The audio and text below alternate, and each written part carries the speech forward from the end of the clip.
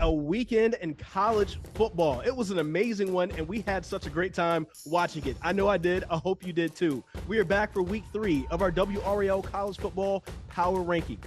These rankings were voted on by our sports staff here at Capital Broadcasting across our different divisions that cover sports. That includes television, radio, and digital. So let's not waste any time. We voted on the 14 Division I college football programs in our state. Let's go to number 10.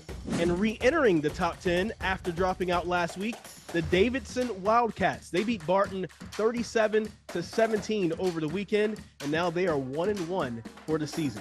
Coming in at number 9 and down one spot from last week, the Campbell Camels. Now the Camels lost actually to William & Mary 37-21. There's nothing to be upset over because William & Mary is legit one of the best teams in the FCS. The Camels are now 1-1 on the season. Coming in at number 8 and up 2 spots from last week, the Elon Phoenix. The Phoenix bounced back from a week 1 loss to shut out the Wofford Terriers 26-0 this past Saturday.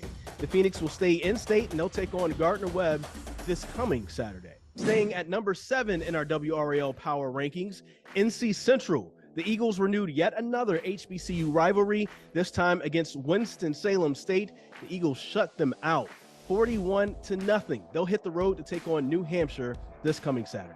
Staying at number 6, the East Carolina Pirates. Now, we know the Pirates were a missed field goal away from knocking off NC State in week 1. Then the Pirates had to take on ODU, a team who knocked off Virginia Tech in week 1. But they got the win against ODU 39-21 at home. Staying in at number 5, and which is probably the surprise of the season, the Duke Blue Devils. Now, Duke went on the road to Northwestern, and they came away with a big 31-23 win, and they're doing it with defense. Duke caused a fumble as Wildcats running back Evan Hull was about to cross the goal line to pull the Wildcats within 2 in the final seconds of the game. Duke recovered, and they won the game.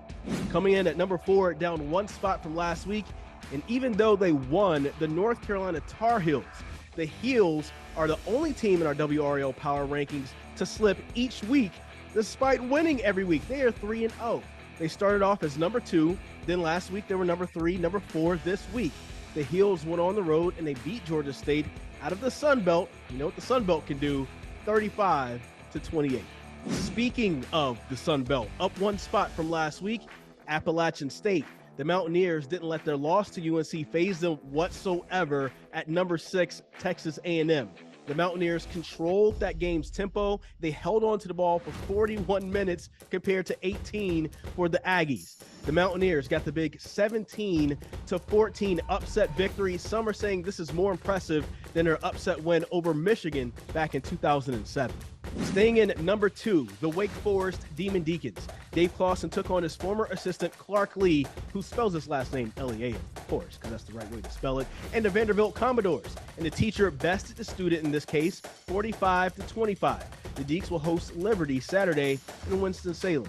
And staying in at number 1, like they have all season so far, NC State Wolfpack. The Pack got a dominant 55-3 win over Charleston Southern, which was expected.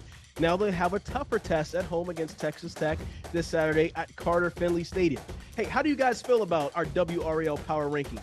Let me know on Twitter at ChrisLeeTV, or you can email me, clea@wral.com.